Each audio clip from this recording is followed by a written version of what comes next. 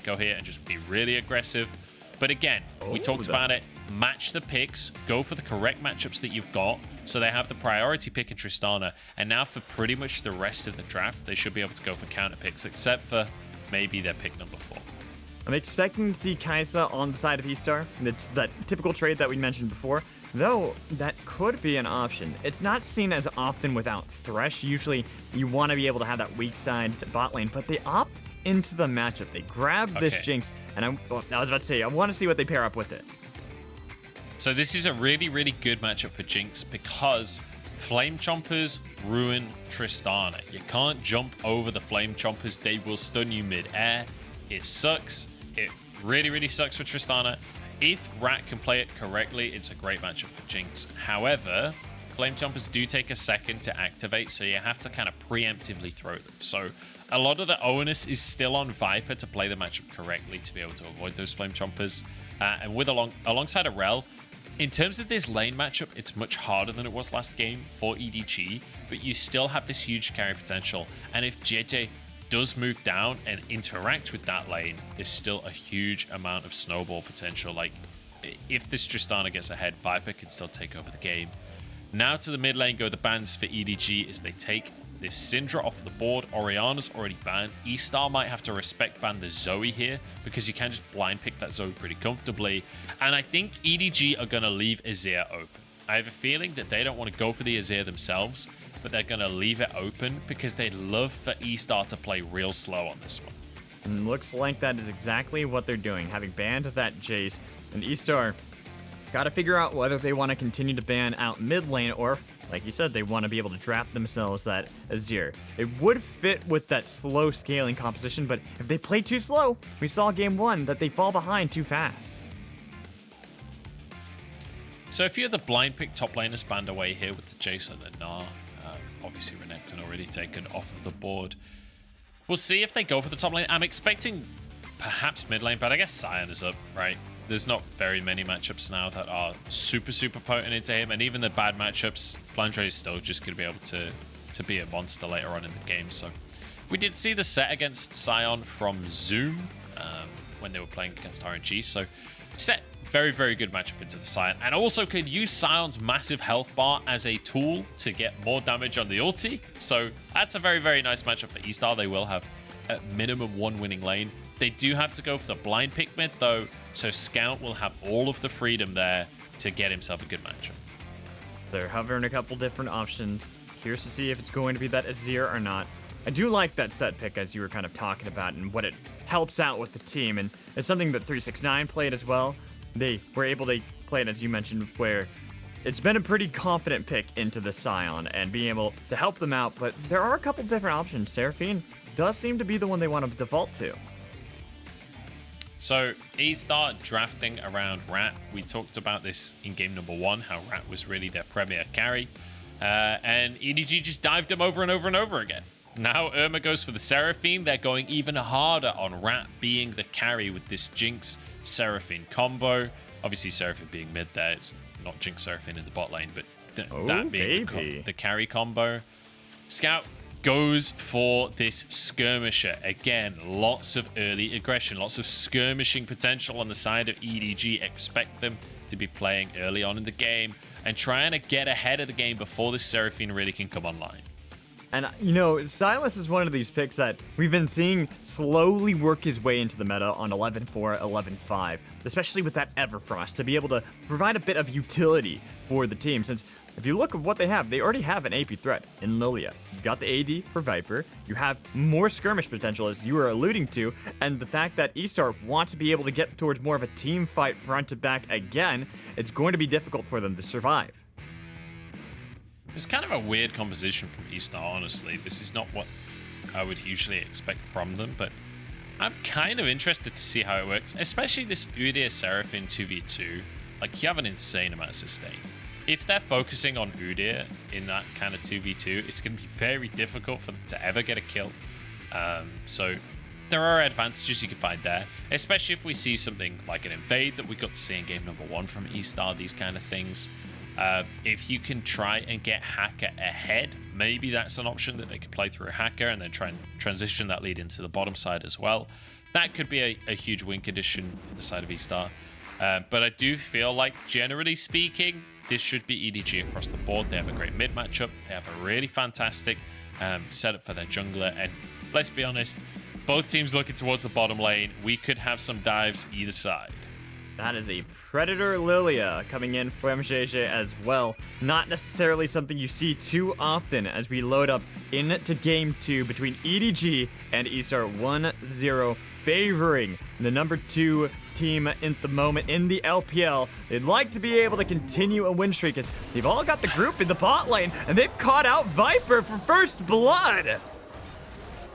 Look, eStar and level 1 strats, name a more iconic duo at this point. They are going to be able to... I don't know why they were waiting for so long to last hit that ward there, but either way, Rat going to be able to share the gold on that one. We got to see the first blood. Again, this time it's ZS that gets that gold influx. He already has a great matchup. Now he's starting the lane with a long sword. ZS is set up in a big way on the top side. The only issue being he won't have that flash available. So maybe some kind of cheese could come out from Jiejie to try and punish that, but Sett, generally speaking, very safe in the top side. As there's a nice ward placed down by Irma to be able to try to spot out Jiejie when he goes for the Raptors. That's the typical build. Oh, typical path for Lillia. But let's take a look at this play. It's just that they tried to blind put the ward in. Yep, tried to move up, and very intelligent from eStar. So just stacking the brush, saying, look, if any shenanigans do come out from EDG, it will be here. They read it really nicely and get themselves an early kill off of it. Not going to be the end of the world, but it's nice to see once again eStar getting these level 1 kills, and that's both games. We're talking about how EDG are trying to win early, then they're not going to be able to with these level 1 kills. And again, that's the lane matchup we talk about. We've spoken about this a lot in the LPL, how Alistar can ruin Rell. As you go for the crash down, Alistar can just pulverize, completely denies the engage. Exactly. It's why you constantly see Alistar picked whenever you see Rell. Even though Meiko was the one to opt into this matchup to be able to provide a little bit more for these team fights that are going to... Well, more of the skirmishes, let's be honest, for the side of EDG with the composition that you have drafted. But I am curious to see with ZS, having that early kill topside, what they're going to be able to do is... Unfortunately for Irma, this is not looking like it's going to be an easy lane anytime. Really, these solo lanes are, I think, what are going to make or break either team. Quite possibly. I mean, look at the top lane. Look at that CS deficit. There will be a big wave about to crash for Flandre, so he should be able to close the gap slightly, but that's a 10 CS lead already. We're only 3 minutes into the game. One crashing wave probably doesn't even that one out quite. So really, really nice start to the game from ZS. Again, we talked about how he has that counter matchup. So as you say, the solo lanes certainly can make a difference for either side, but right now, I'd say that's going the way of eStar, and they want to turn that into a bot lane lead as well. The problem when you have a Tristana, she innately pushes up. It was a great rocket jump to be able to escape from that one. So now Hacker going back to the drawing board. Look who's on the other side. Jiejie is here, trying to see if they can keep the fight going, but the Swirl Seed will disengage eStar. He's too good at League of Legends. What can you do? You can't stop this guy. Every single bit of CC you throw at him, he just buffers his W. It's too beautiful. Now onto Irma. Irma was at least able to dissuade Scout from going in. The flash was burned by Jiejie. Keep this in mind. We have 4 members, the skirmish potential early, and now eStar are locked inside of the Dragon Pit. There's no objective to be able to take. A little bit of damage coming in. Zap dodged away by Viper, but he's split from EDG's team, so eStar will be able to secure the Scuttle Crab. Yeah, this is a bit of a weird fight from EDG, honestly. Like, Meiko's level 2. If he actually goes in, he's going to get one shot. Like, he is not tanky enough to actually make that play. EDG threatening there. I think maybe hoping that eStar would back away, perhaps. I don't think they ever could actually win that fight unless eStar really were non-committal on the whole play. Really nice little trade from Scout there. Can't actually threaten the kill, but is able to force Irma out of the lane. Probably going to be able to get a good shove on this wave 2 into the turret. Going to be able to really force Irma's hand here in this mid lane. And I'd like to see them try to rotate this around. Jiejie might be able to at least get a play onto ZS, but Flandre's pretty low. So you're going to rely more on Jiejie getting this damage. Got to be careful of the Haymaker Shield. The flash coming in to be able to survive. ZS is taking a lot of damage. Finally dies over to Jiejie. Yeah, we finally get to see the play. We talked about it earlier, right? ZS had to use his flash in the level 1 play. So the punish comes through from EDG. Look at this counter dive though. Hacker, I think, realizing he can't go for this, doesn't have a minion wave. He's just going to have to settle for a couple of jungle camps. He was hoping that they were backing further, back behind the turret, because you saw that ShiauC was rotating up, but I feel like that ward that we just saw right there had spotted out the rotation from ShiauC. So EDG were completely knowledgeable about the attempted play, the attempted dive that eStar were trying to set up for themselves to be able to pick off Jiejie, pick off Flandre when they were really low. Yeah, really nicely done here by EDG. And again, really intelligent from Jiejie. This is one of the things we've complimented from this guy the entire split. Just remember, Clearlove is on the roster, right? And everyone was expecting Clearlove to be playing this split. Everyone was expecting that, you know, there was the whole hype announcement. Everyone's like, oh my god, Clearlove's back. This is going to be crazy. Spamming sevens in the chat. Like, that was the hype coming into this year for EDG. And then Jiejie played the first split, the first series, sorry. And everyone was like, oh wow, they're playing Jiejie. That's kind of surprising. He didn't have the craziest performance last year. He was just kind of a middling jungler. It feels like he's been playing really intelligently across the course of this year, and I totally understand why they are sticking with Jiejie. Honestly, it doesn't surprise me that much that they haven't been playing Clearlove, because Jiejie's just been playing so well. I think he fully deserves this spot on the team right now. I think that's pretty much unarguable. So really good to see him continuing to be this intelligent jungler that punishes based on summoner spells, punishes based on the composition. So I actually like talking about Jiejie because I casted for one of the unofficial broadcasts for Demacia Cup, and I got to see Jiejie play in like his first matches when there was, you know, in Demacia Cup how they kind of sub in some of the players, some of their secondary members, and see how dominant he was, how aggressive this player was, how intelligent he was, so they can make plays like this when they go for an invade into eStar. They don't even need to get the kill if they don't need to, because they've had so much pressure, and that's it. Encore stolen away, getting the flash from Irma to be able to survive only barely. Just about getting away with it on that one. That's another couple of summoners burnt, though. Very nicely done by EDG. Scout and Jiejie going for the play, going for the invade. Now Irma, flashless and TP-less. This is a really big window for EDG to punish again. And guess what? Drake is up on the map. They do have a Lillia, so not the greatest at like solo taking Drake, but with the priority that they're going to be able to find mid lane, with the huge priority they can get the bot side as well. Because remember, even though Jinx has a good matchup against the Tristana, Tristana still shoves really, really hard, and it's Jinx. She's not that great at winning out the laning phase. TP coming in topside from Scout. They're using the choo-choo train, trying to go back in with a showstopper, but Lilting Lullaby pulled back in with the facebreaker, but could not block down Jiejie long enough, so Scout picked up the kill.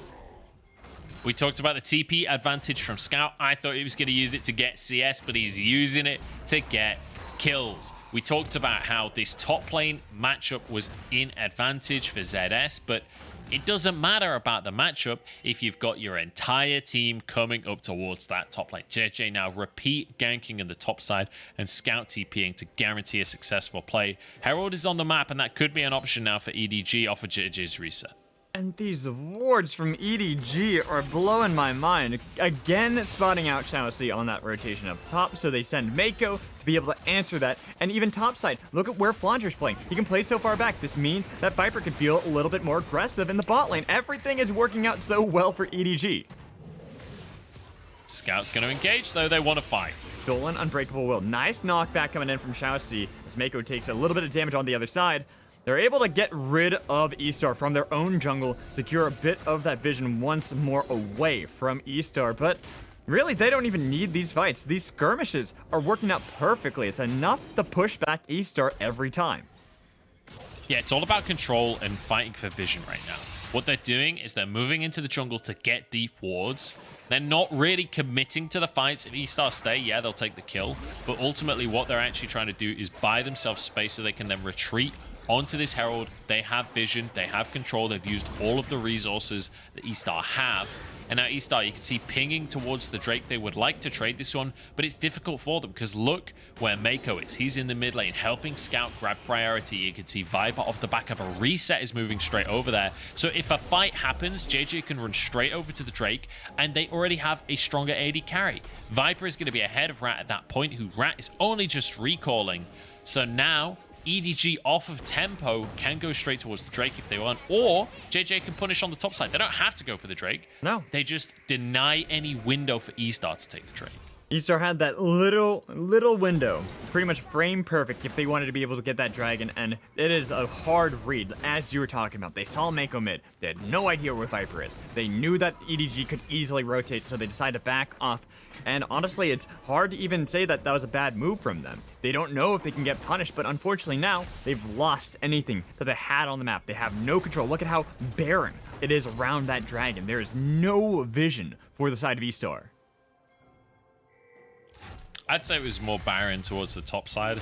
It's just a bit Drakey down towards the bottom side of the map, to be honest. But I see what you did. Yeah, really intelligent stuff coming out from EDG in the early game. I will say, well, again, a little overexcited. Gold is still pretty much even. But the Herald now in the pocket of Jiejie, you can imagine that this could be dropped in the bottom side. They can go for the Drake if they want, but realistically, I'm expecting them to try and force a dive at some point. The reset will come out from Jiejie. He can go where he wants with that one, but Hacker wants to make a play onto Flandre in the top side. Want to be able to help out ZS, the one lane that they've been able to fall back onto to try to see if they can carve out some leads, but Flandre is way too wise to this. He's a Sion. Does he really need to step out that far? He's totally fine farming underneath the turrets. Like, all right, I'd rather you try to dive me here than actually try to fight me in the lane, because I am a difficult champ to dive. Yeah, he's going to be fine. Flandre reads it. But again, we talked about how Jiejie, he reset, buy some items. Now they want to go for this dive. Viper is ultimately the carry here. They want to try and set him up and get as much gold as they can. But once again, Jiejie and Meiko move into the enemy jungle. It is all about getting in deep first, making sure that they have control of the map before going for any of these plays. As now, it was a little fight over the chickens. Blast Cone gonna be popped by Meiko, so it's a lot difficult for the side of eStar to be able to try to see if they can contest this dragon.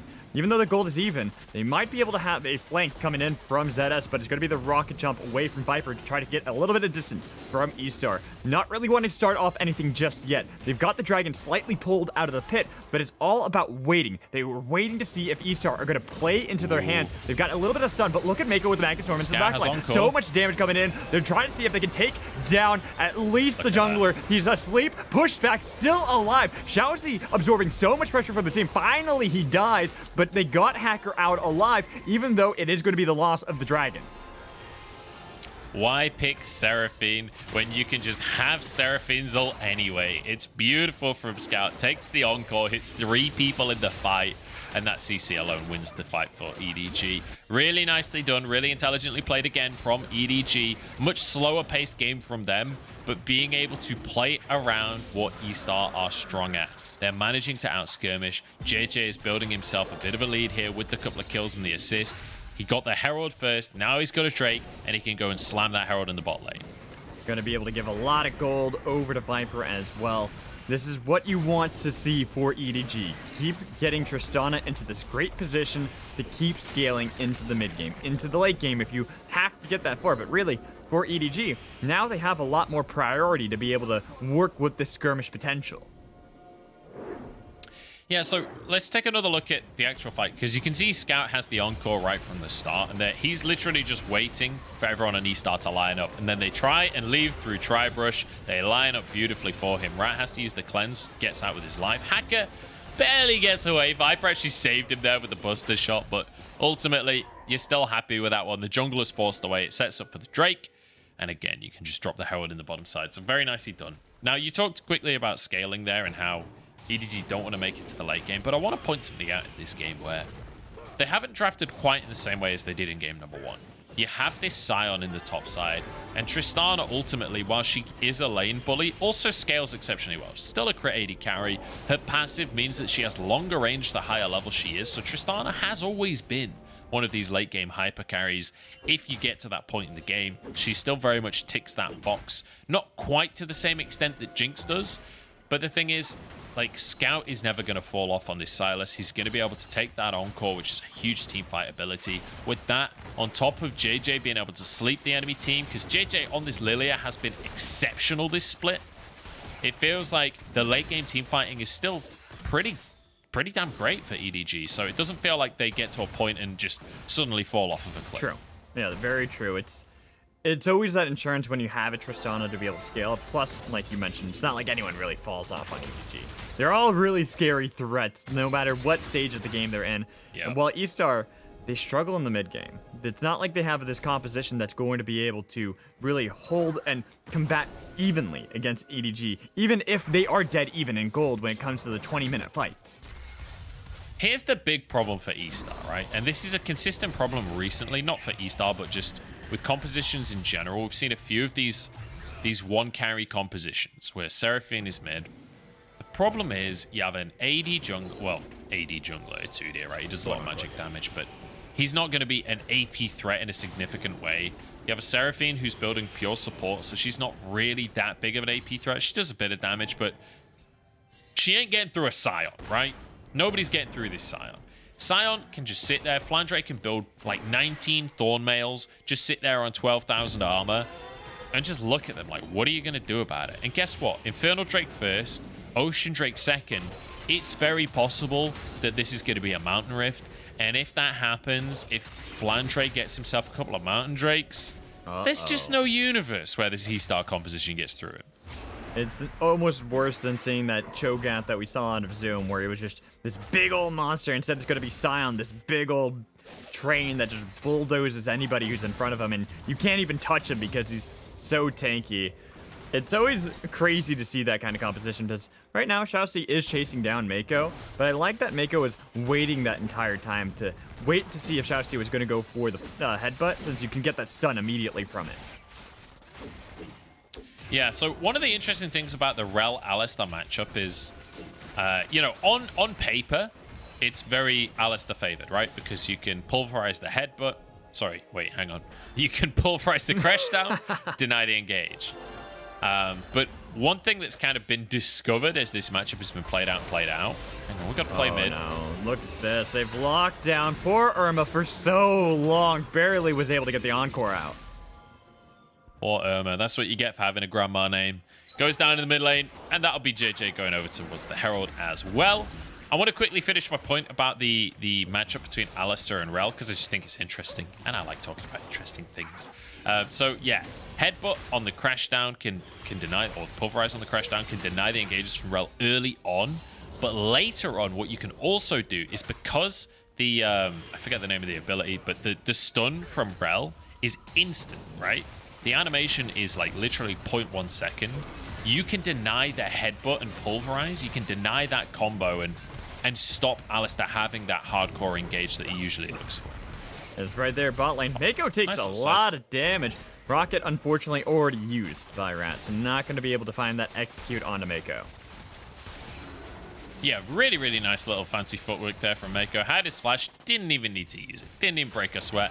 The threatened dive, though, from Hacker means that EDG have to back away. This should be a tower and a Drake taken by eStar here. Very nicely done. And this was, you know, Jiejie basically saying, look, we aren't going for this second Drake. He went for the Herald earlier on, made the play mid. So eStar, they have the opportunity then. It's essentially their turn to make a play on the map because Jiejie reset off the back of the Herald, so they go for the play on the bot side. They don't get a kill, but they still get themselves a tower, and they get a Drake on top of it. So still a big win for eStar here. And even seeing what rift it is, it's going to be the Cloud Rift, so not necessarily as worrying for the side of eStar. Like you had mentioned, had it been the Mountain Rift, if you get that Sion scaling up with a couple Mountain Dragons under his belt, he's unkillable at some point. So it gives a little bit of a reprieve for eStar when they look towards these mid-game team fights. They've got themselves a dragon. They've got a little bit of control back for themselves. Unfortunately, there probably is going to be this take of a turret bot lane for Viper, but that's just the nature of the beast. Yeah, so this is now, again, people talk a lot about tempo. I want to quickly explain that, like, a lot of the time with tempo, it's about when is it your turn to make a play on the map and playing correctly on your turn. So EDG come back onto the map. eStar have to reset off the back of their dragon and bot lane tower play. And so EDG get an opportunity to make a play. They go for it with the Herald mid. He's trying to get over, finally gets fine. Himself to safety. So they make a play on the bottom side on their turn. They get that tower. They drop the Herald mid. Jiejie wants to steal away the blue buff. Can't do it. No, he wanted the kill. He wanted the kill on ShiauC. What do you mean? He was looking for the cow. Yeah, he was. Yeah, he was. But EDG very intelligently on the back of their reset, on the back of their tempo, make a play towards bot side and mid. They used that Herald really effectively. Oh, fight up top side. Just the Magnet Storm, it seems, from Meiko. It looks like, speaking of turns being taken, EDG are refusing to let eStar have their turn. They're constantly, they've got the, what is it, the skip your turn card in Uno. They're constantly playing that over and over again so they can get all these cards. They're getting another turn, this time topside. That is 3 turns taken so quickly by EDG. And when eStar wanted to go for an engage, what could they get? Oh, it's too beautiful. He buster shots ShiauC the split second he's in range.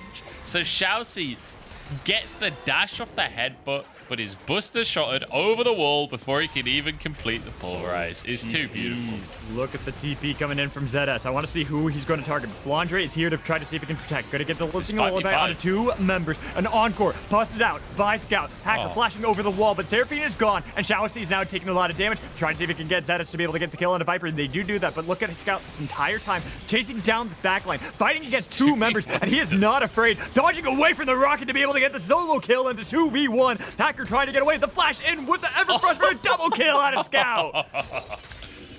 Oh, I am loving watching EDG this game. The style in the play right there for a Scout. Gets the kill with the Everfrost. Had the second part of the E, but he doesn't want to go under the tower. Just bops out of the Everfrost instead. We saw the stylish play from Viper on the top side with the buster shot. And guess what? Baron just spawned. They win out the fight. This is beautiful.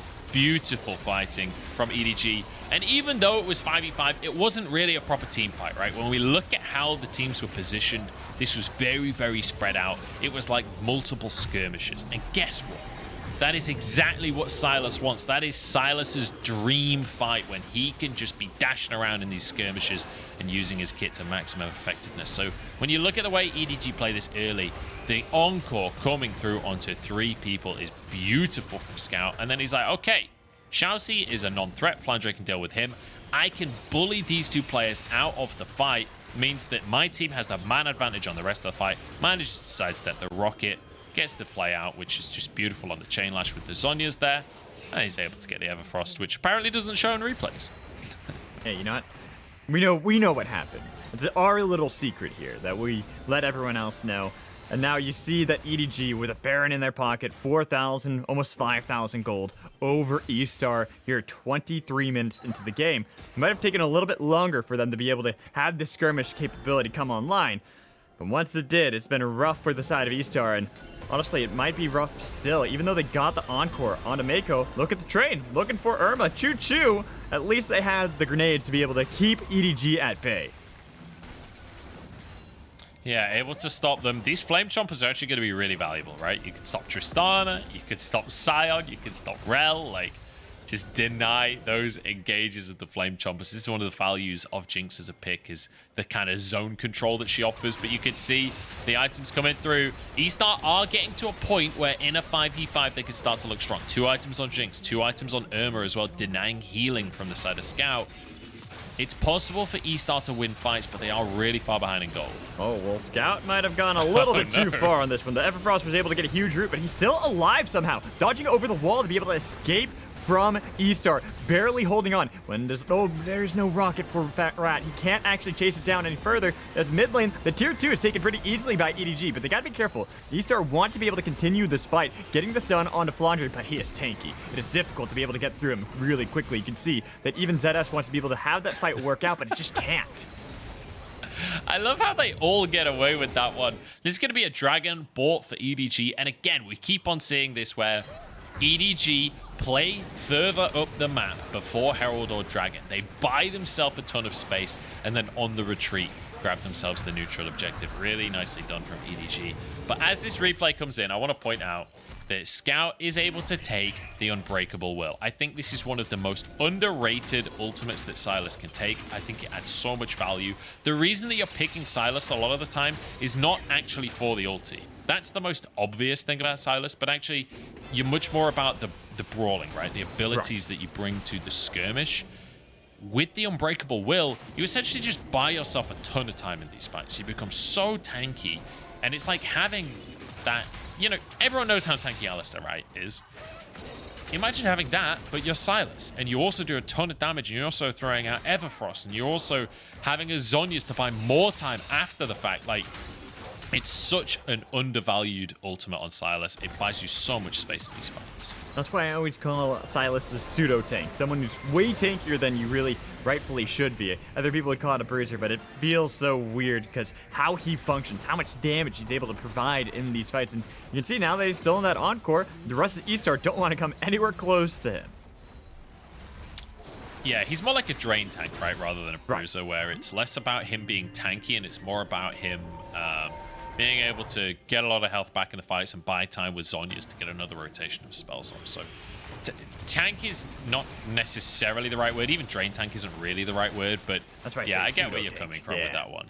I'm glad you understand. Someone understands. He's deceptively tanky is what he is, but especially when he's against an Alistar, he's not even, there's no pseudo. He's just a tank. When he pops the Unbreakable Will for 6 seconds, he is just a tank. So he's just a tank that does an absolute obscene amount of damage. Now it looks like he's oh no, look at that, what he just bought too. Yeah, he's a monster. He's got the death cap now. He's so huge in these fights, and I'm kind of sad he didn't go for the Medjais, to be honest, but it's not that surprising with how aggressively he has to play. But when you look at this composition now for EDG, they can all just dive in. Like, they can just go ham. Baron's going to be up in 1:20. Expect EDG to fight for control of the map first. Get vision as deep as possible in advance of this Baron spawn. As they are slowly but surely getting control. If you even use the blue trinket twice in mid lane, actually I think there's a zombie ward just to be able to take that and get themselves a little bit of advantage over eStar, who are now having to play into their hands. This is perfect for a skirmish comp to have happen. Look at Flandre. He's about to come down mid. Yeah, Flandre's arriving. They can brute force and engage here. EDG corralling them away. And look at Hacker. He's dead immediately. Scout in the backline. Still alive. Unbreakable Will. Difficult to be able to deal with. He goes golden to be able to survive. But now Meiko with a Magnet Storm from hell to be able to rip apart eStar. They've got the fight perfectly. With a lilting lullaby onto 2 members, the last surviving members of eStar. They can run them down. Give the kill over to Viper. They don't need to, though. It's a double kill coming in from Jiejie as ZS gets run down by Scout. An ace for EDG. Man, I feel like this game is like going to a League of Legends art museum where all you get to see is just like beautiful mechanics and really clean plays. EDG setting these plays up so beautifully.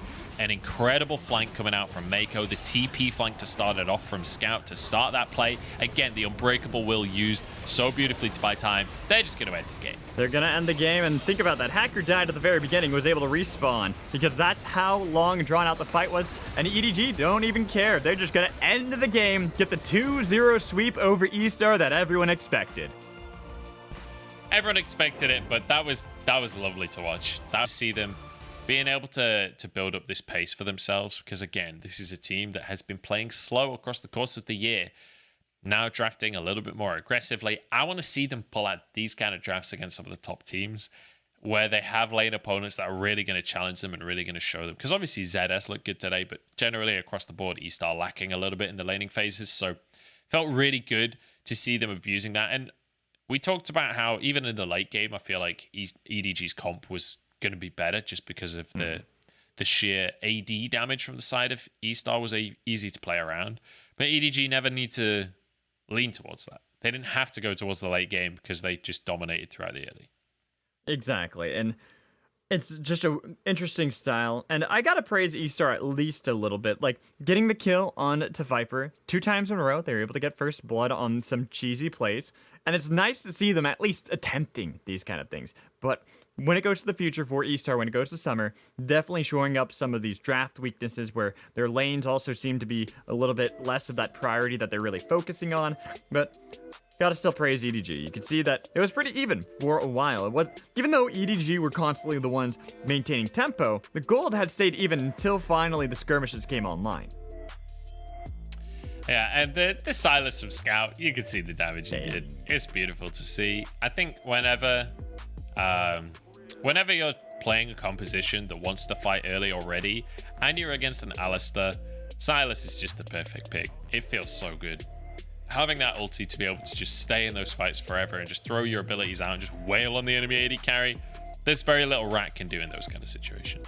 It's also funny because technically you have 4 ults and Scout that you can take, but all he ever really wanted was Encore or Unbreakable Will. You steal one of those, there's a huge team fight ult, or it's the one where now you don't die and you can deal a bunch of damage.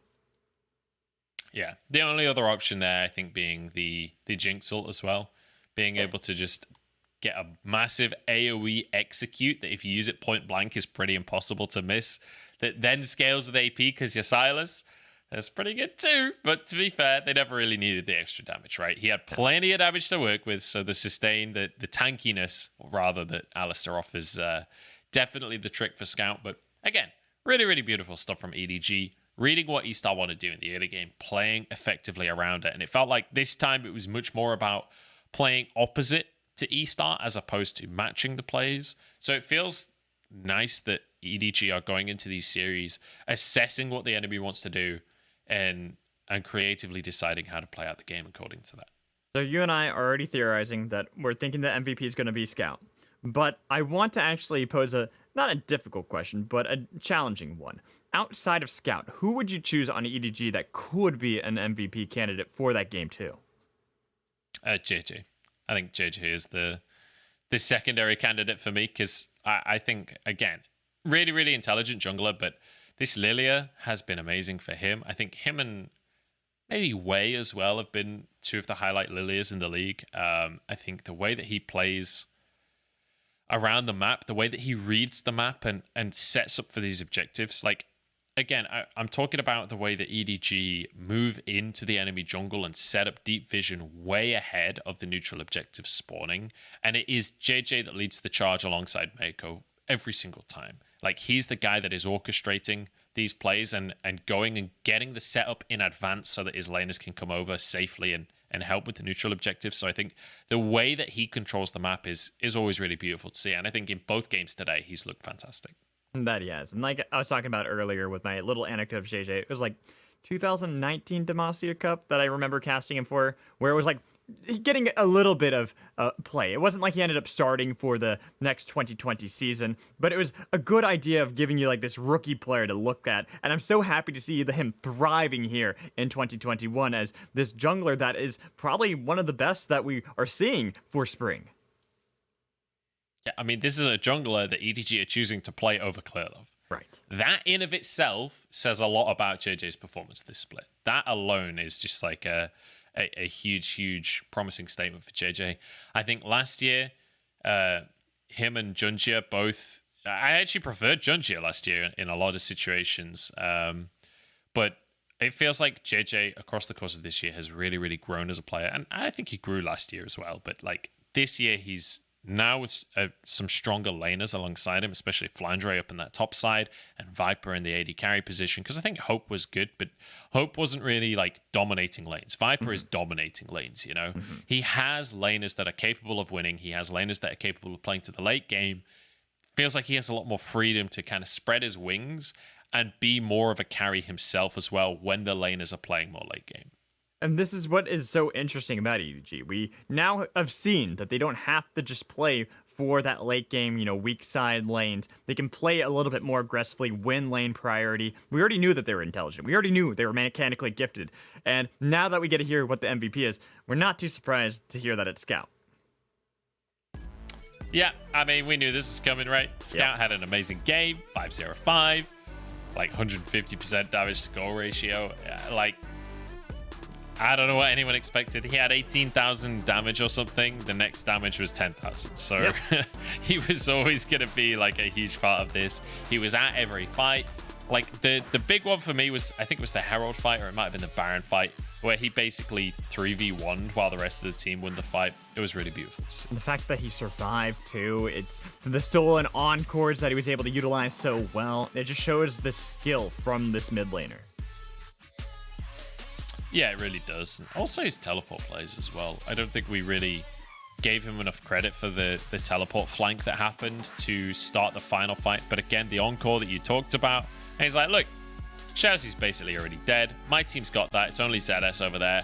I'm just going to go 2v1 these guys instead. But not only that, but he then mechanically outplays them, dodging the ult away from Rat. The Zhonya's play is beautiful, and then jumps forward with the flash Everfrost to finish the last kill. Oh, that was a nice just play. beautiful. That was beautiful out of Scout, and well done from him. I'm not surprised that he got MVP. It was pretty obvious from that play alone. Once that play happened, I'm like, Scout gets MVP for this game. He already did well beforehand, and now he's really cemented that he's getting the MVP. Yeah, unless he'd completely run it down later on, that was his for the taking. So I feel like I'm kind of sad we didn't get to see his TP play, because even though he wasn't the highlight of that fight, he started it all. He was the winner, you know. I don't know, man. I feel like he could have run it down like 5 times and still gotten MVP after that play. But you know what? We have an interview ready with Meiko, so Wendy, take it away.